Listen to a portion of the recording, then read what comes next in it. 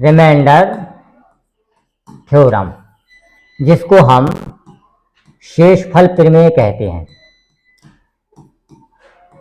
हिंदी में शेषफल प्रमेय और अंग्रेजी में रिमाइंडर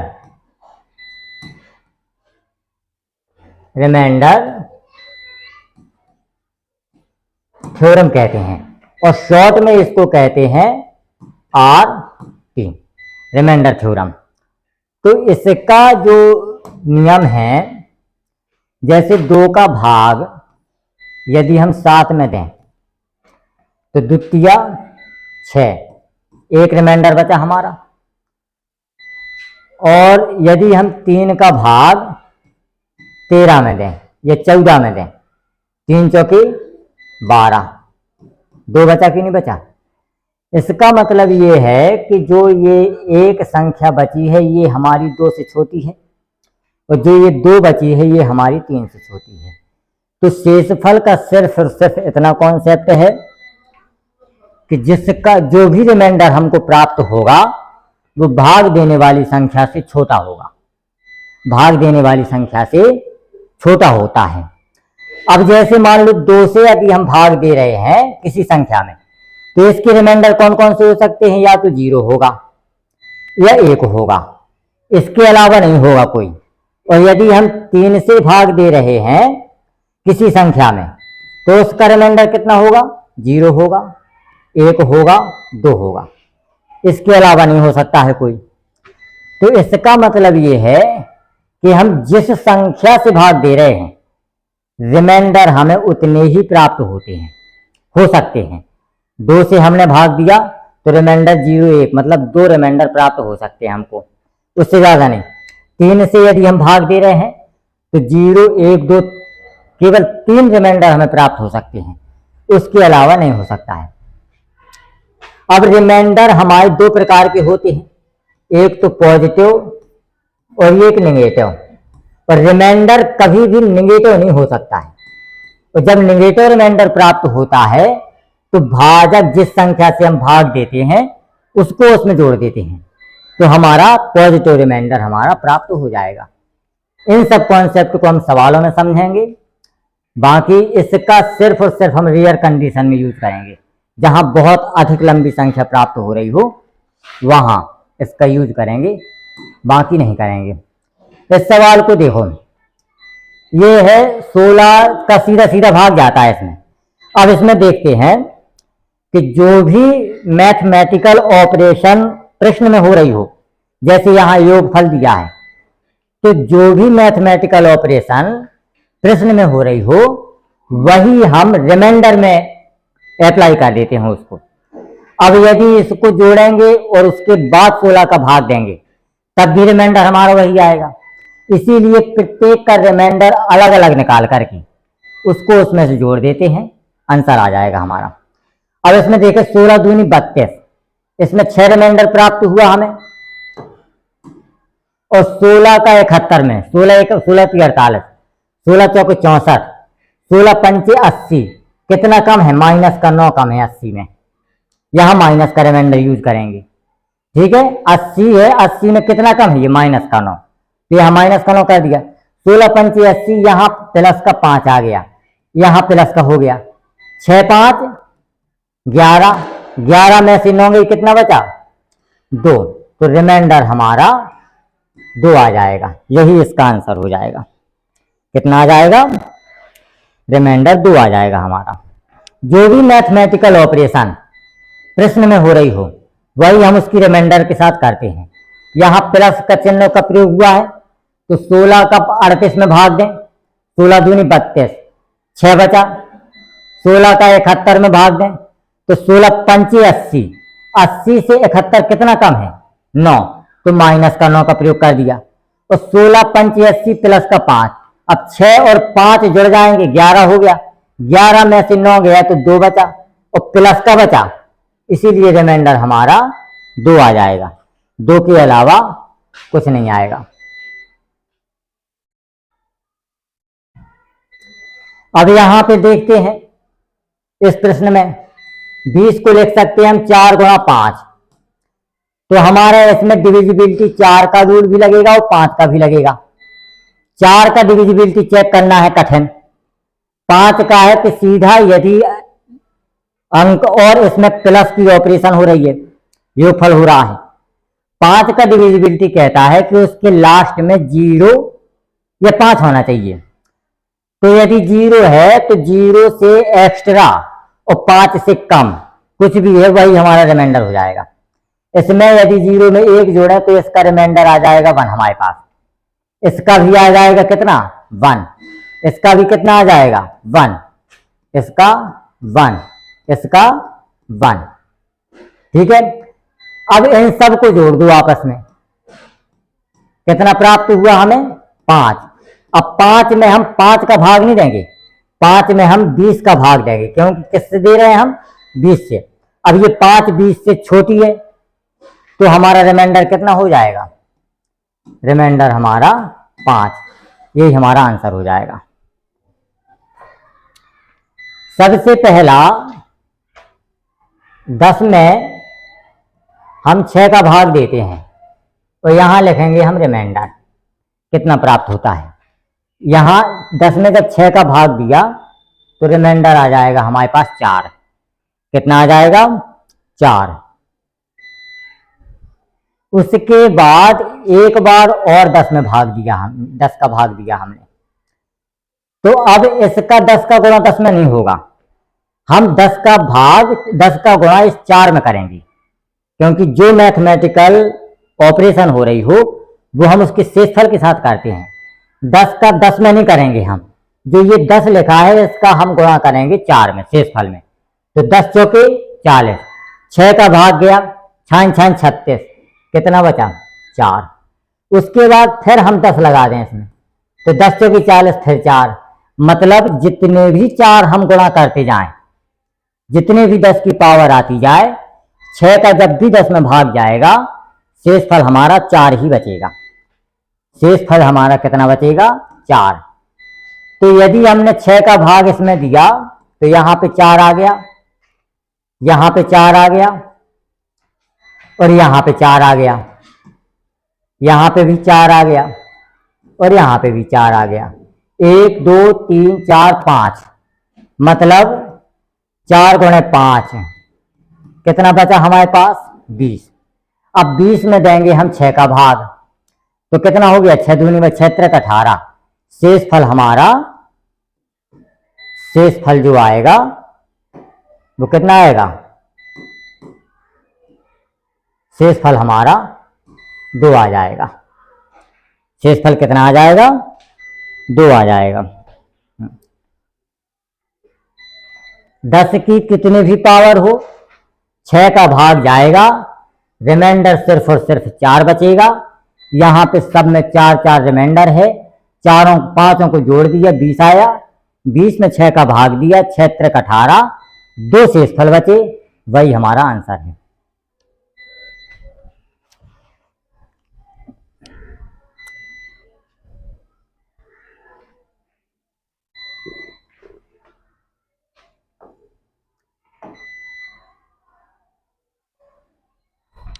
अब इसमें देखते हैं, इसमें मल्टीप्लाई वाला हमारा मैथमेटिकल ऑपरेशन लगा है, मतलब गुणा हो रहा है। तो जो भी वो चीज हो रही है, जो भी मैथमेटिकल ऑपरेशन हो रहा है वो हमें उसके शेषफल के साथ करना है। यहां पे 15 को लिख सकते हैं हम 5 गुणा 3, तो इसमें 3 का डिविजिबिलिटी रूल भी लगेगा और 5 का डिविजिबिलिटी रूल भी लगेगा। अब 3 का हमारा पड़ेगा कठिन, तो हम 5 का सिर्फ लगाते हैं, तो यहां पे शेषफल बचा हमारा 3, यहां पे बचा 4 और इन दोनों का कर दिया हमने गुणा तो बचा 12। अब 12 में हम भाग देंगे 15 का। अब 12 जो है हमारी 15 से छोटी है, अगर 15 से बड़ी होती तो एक बार भाग चला जाता, लेकिन 12 15 से छोटी है तो रिमाइंडर हमारा 12 आ जाएगा, वही आंसर है हमारा। रिमाइंडर कितना आ जाएगा 12।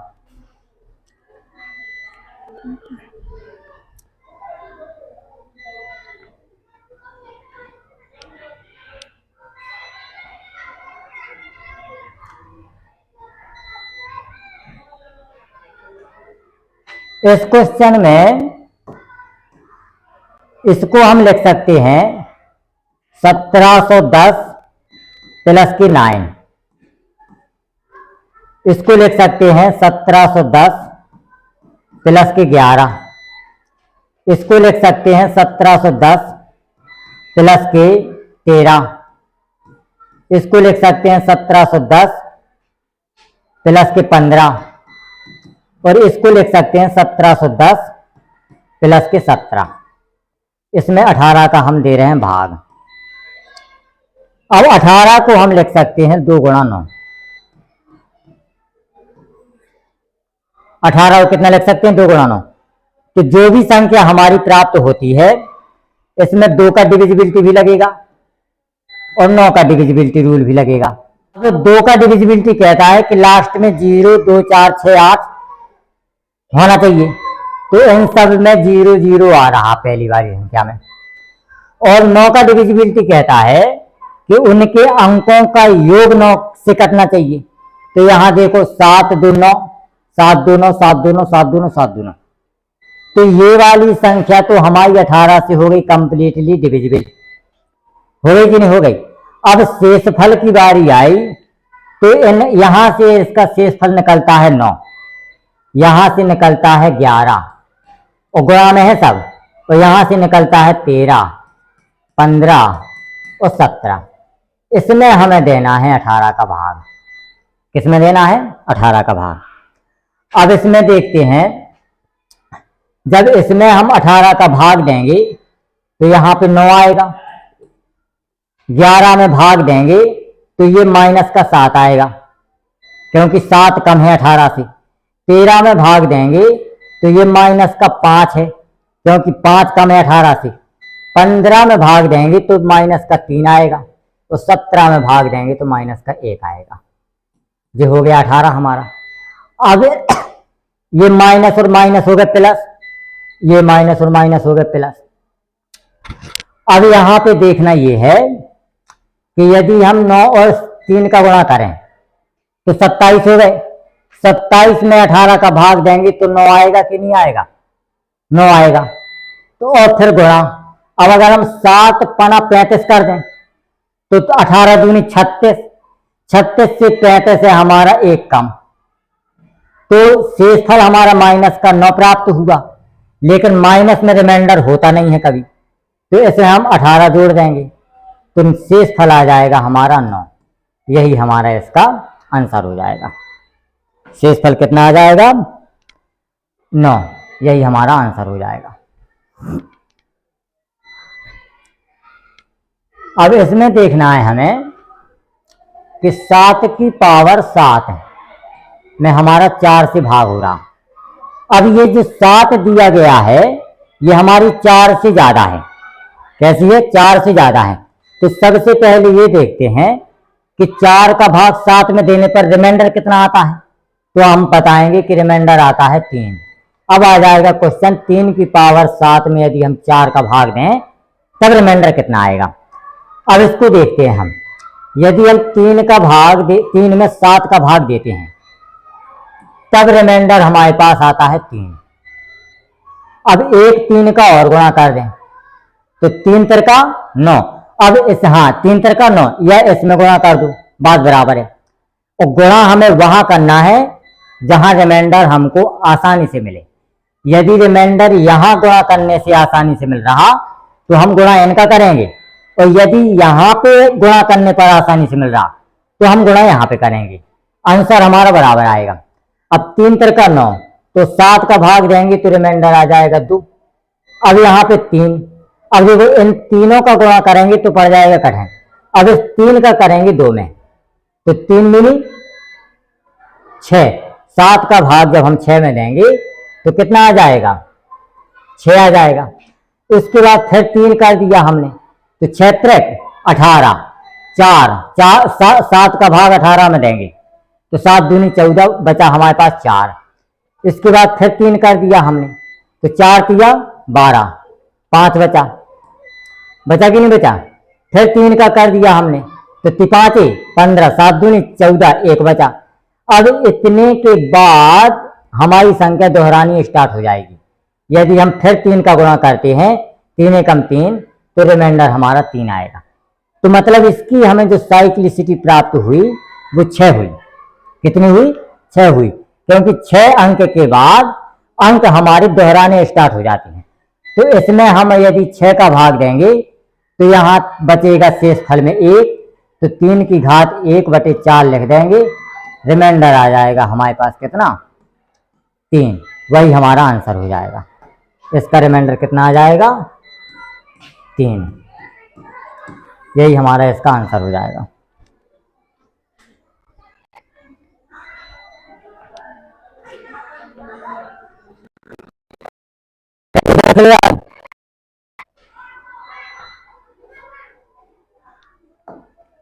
इसी तरीके का ये है, इसमें 7 का भाग देंगे 11 में तो 4 प्राप्त होता है, 4 की पावर 8/7।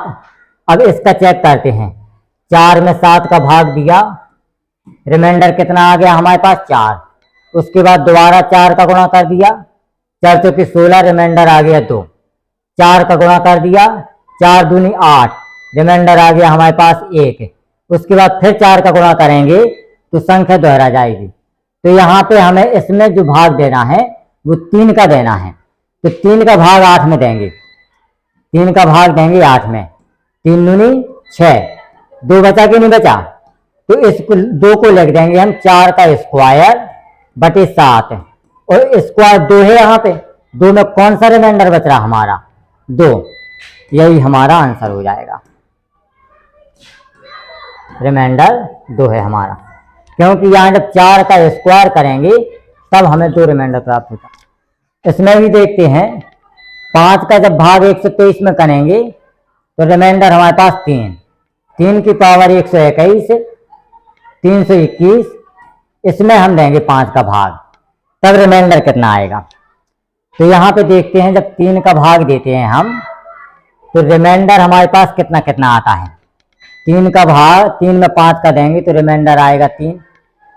उसके बाद फिर 3 का 3 तिरका 9, तो रिमाइंडर आ जाएगा 4। उसके बाद फिर 3 करेंगे तो 4 तिया 12, रिमाइंडर कितना आ जाएगा हमारे पास? 2। रिमाइंडर आ जाएगा 2। उसके बाद फिर 3 का करेंगे, 3 दूनी 6, रिमाइंडर आ जाएगा 1। 4 के बाद हमारी संख्या दोहरा जाएगी, तो इसमें हम 4 का देंगे भाग। तो 4 का डिविजिबिलिटी कहता है कि उसके लास्ट में भाग देना है हमें। तो लास्ट में जब देंगे तो 20 × 5 = 20, 1 बचेगा, तो 3 की पावर 1/5, तो 3 की पावर 1 में पहले स्थान पर कितना आता है? वही हमारा आंसर हो जाएगा। तो रिमाइंडर हो जाएगा हमारे पास 3, वही आंसर है इसका।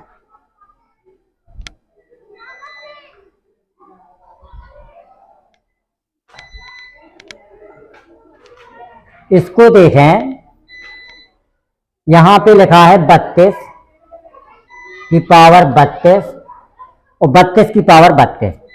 तो यहाँ 32 इंटू 32 इंटू 32 इंटू ... 32 टाइम लिख सकते हैं कि नहीं लिख सकते हैं? 32 टाइम मतलब 32 बार लिखा हुआ है, और इसमें हमें भाग करना है 7 का।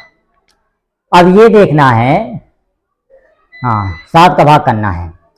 अब ये देखना है हमें कि 7 में 32 से भाग करते हैं तो कितना रिमाइंडर प्राप्त होता है हमें? तो 7 चौके 28, तो 4 हमको प्राप्त हो देना है हमें 7 का भाग। यहाँ पे है 32 इंटू 32 इंटू 32 इंटू ... 32 टाइम कितना है? अब यहाँ पे यदि हम 4 में करते हैं 7 का भाग तो रिमाइंडर हमारे पास 4 प्राप्त होता है। उसके बाद 4 चौके 16, 16 में भाग देंगे 2 बचा शेष फल। उसके बाद 4 दूनी 8, 4 दूना